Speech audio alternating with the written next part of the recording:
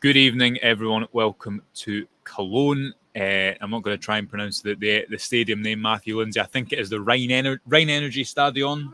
Yeah. Yeah. I did think that was Looks more complex than it sounds. challenging. Yeah. No, I think you cracked that one. Yeah, we are here to look ahead, continue to look ahead to Scotland against Switzerland. The really must get a result, maybe not quite must win for Scotland, but certainly has a little bit of an element of last chance saloon if they want to keep their Euro 2024 hopes alive for more than 5 days. We've been at the press conferences. You can read the entire reaction to that on the Herald website just now. You'll be able to watch the full press conferences on the Herald YouTube page very soon as well. Matthew, Lindsay with me. Matthew, let's get into it.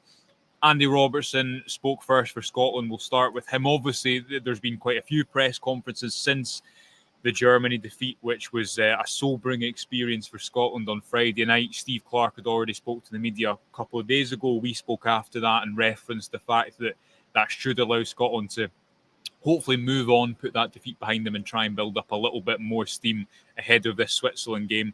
Clarke traditionally didn't give too much away, but Andy Robertson was a little bit more defiant and I guess went along the lines of that, much like before the Germany game, it doesn't really matter what he says. Scotland, he says internally, have addressed what went wrong against Germany, and now they need to make things right tomorrow, because if they don't, they're going to be going home pretty quickly. Yeah, I think he didn't hide. He didn't duck anything. He held his hands up and admitted they were miles off it against Germany. They didn't perform as they can and should have. And they have to put that right on the park tomorrow night.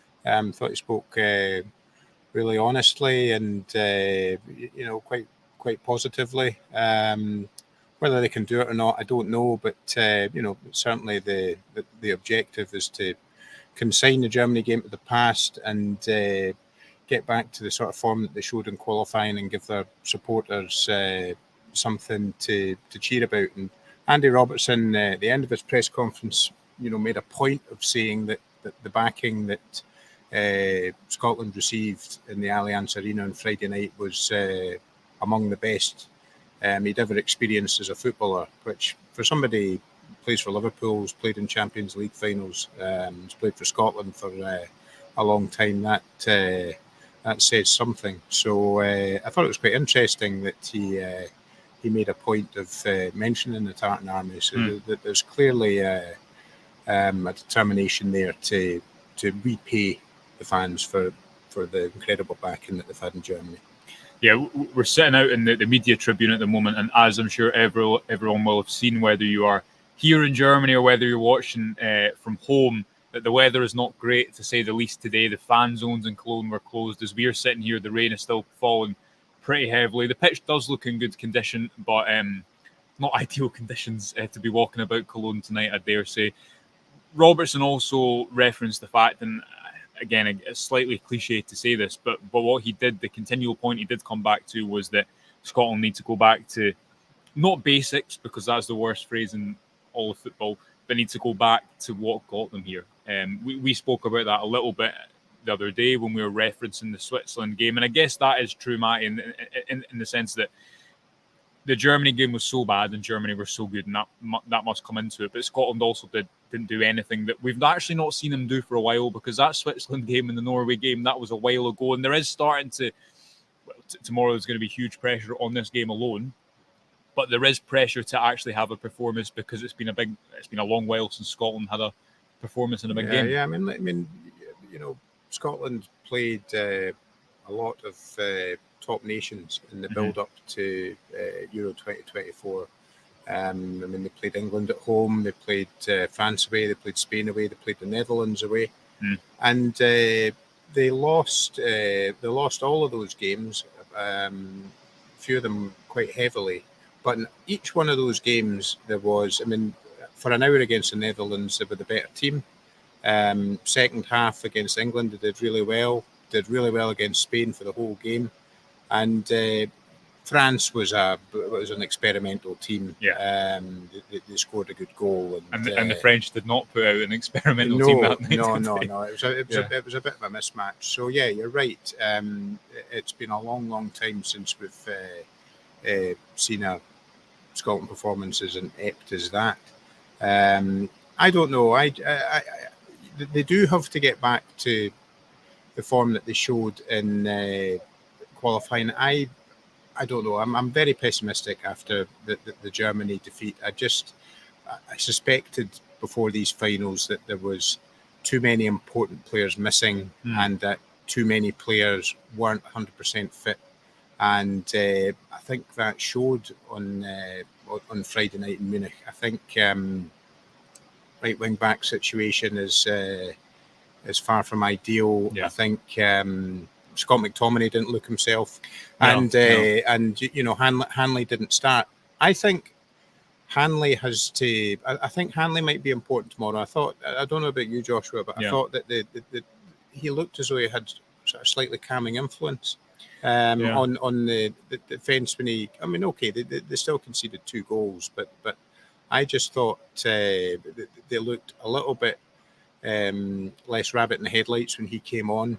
But he's hardly played any football. Yeah, and he spoke about this himself yesterday, didn't he? So if you take what he said at his press conference yesterday, you can maybe think that okay, maybe he didn't start against Germany purely because he hadn't played much football. The fact that he was the first person Steve Clarke turned to from a defensive point of view on the bench would suggest that he probably is going to start here tomorrow. He is very experienced, one of the more experienced members of the squad. I don't know if I've not got much to back this up, but I tend to think Scotland play better when it's Hanley in the centre of defence rather than Hendry, with one of Hendry and Porteous to the right of them, and he will play an important part, presuming he comes in tomorrow, which I think is what most people would expect. Yeah, I mean, I think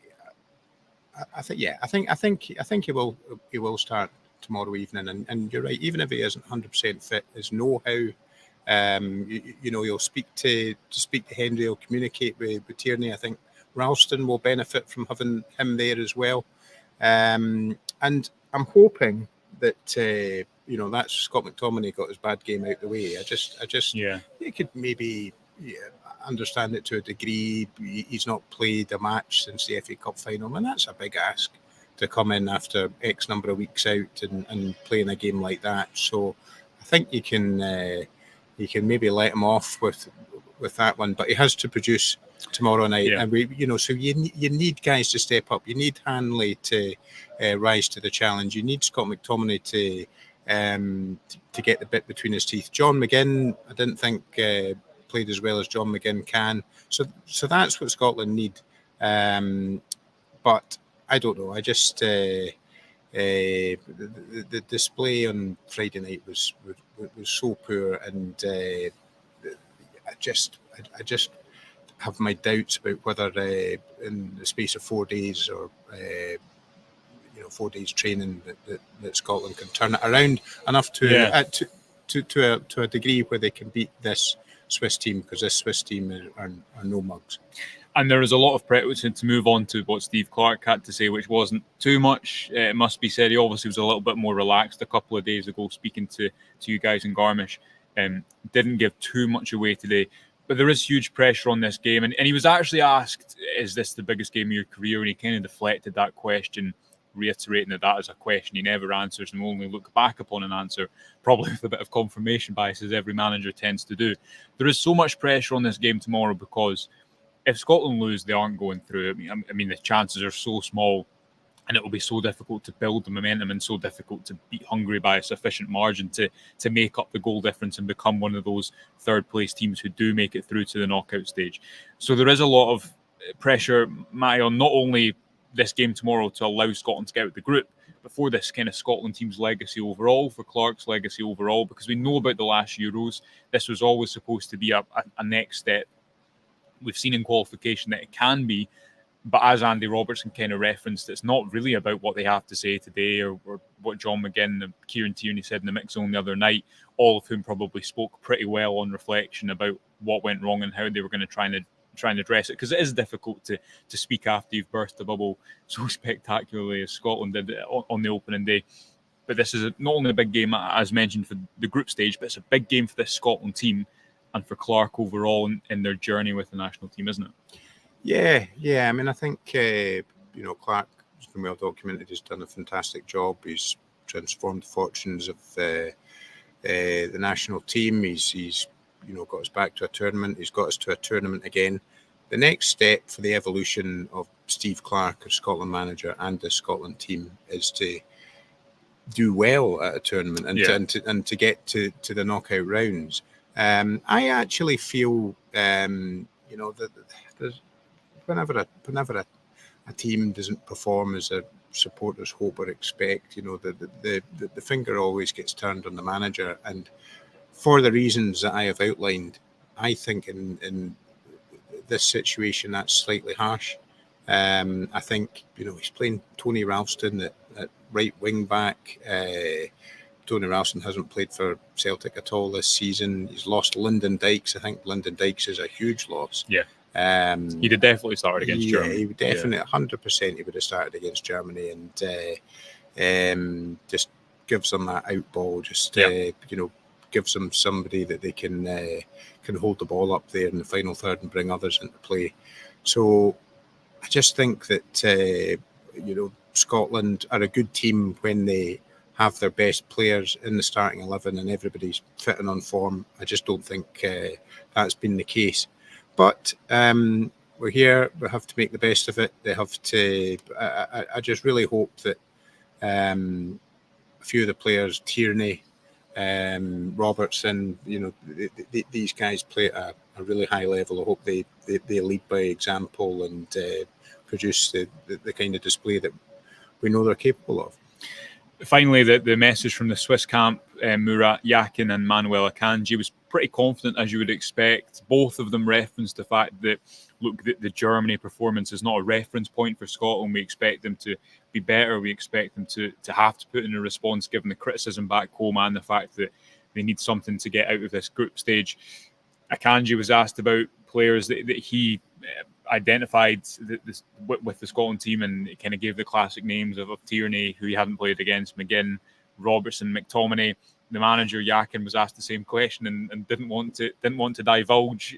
But to, I guess, summarise, if people haven't watched or read what was said in the Switzerland press conference, Matty, they're confident after the first game. The manager made a few interesting tactical tweaks, and you can read about that on the website. We've got a detailed piece breaking down exactly what they did in that win over Hungary. But you kind of sense the confidence in the Switzerland camp, I thought. Not complacency and not overconfidence, because they did reference that the Scotland they saw in qualifying is the Scotland they expect to see tomorrow. But they will be feeling confident after they won their opening game so comfortably, won't they? Yeah. I think, they're a strange team, Switzerland. Because they were utterly mediocre in qualifying. They were... they kind of scraped through. They had a couple of good results. We had some absolute stinkers. Kind of scraped through, and I think the feeling was that the sort of golden generation was, peaked. Peaked and was on the way out. I don't think anybody saw the personnel changes that he made on Saturday coming. Swiss journalist in the press conference got a laugh when he said we don't have a clue what he's going to do.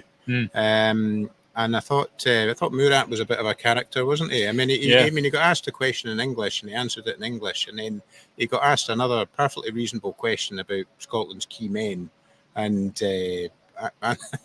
answered it in a different language for some bizarre reason. I've got absolutely no idea why. So no, I think he's a bit of a personality, him. But I think their performance on Saturday, their track record in the finals of major tournaments is incredible. Yeah, out of the group stage in 5 times in a row, I believe, which is, again, for, as you say, for all the kind of chat coming into the tournament about maybe what they are not, probably forgotten about what they are, which is a team who, even when they've not had this revitalised face that we saw on Saturday, they do know how to get out of a group, and they do come in. Is it not the case at Euro 2020 they beat France on penalties and then lost to Spain on penalties? Yeah. It's not bad. That's all right. It's all right. And Scotland have got as good a team, or they did when they had their best players, had as good a team as they'd had in a long time. But if you look at the Switzerland squad, it's not just the Zakas and the household names. Everyone is playing. Every member of the squad just about is playing their club football in Italy at the top level, in France, a lot of them in Germany, and some in England as well. The Manchester City player came in today to speak to us. So I think that has to be taken into account as well. That while they might not be a France or a Germany or a England, they have got a fantastic squad of players who are very experienced at major tournaments and play their club football at a very high level. And I think they have to have an off night. I think they've got a few young guys in there who've performed well so far, but I think they have to have an off night, and a few of our guys have to really hit peak form for us to get anything out of this game. So a reversal of Friday night. We'll be back at some point tomorrow to look ahead to the game in more detail. Thank you to all of you who have tuned in. A reminder, you can keep up to date with all your latest Herald coverage of Euro 2024 on our YouTube page, as you are maybe watching on just now, and the website. Thank you to our sponsors, DX Home Improvements. Check out their links in the description, and we will speak to you tomorrow when Scotland will hopefully be able to prolong their stay in Germany. But until then, bye for now.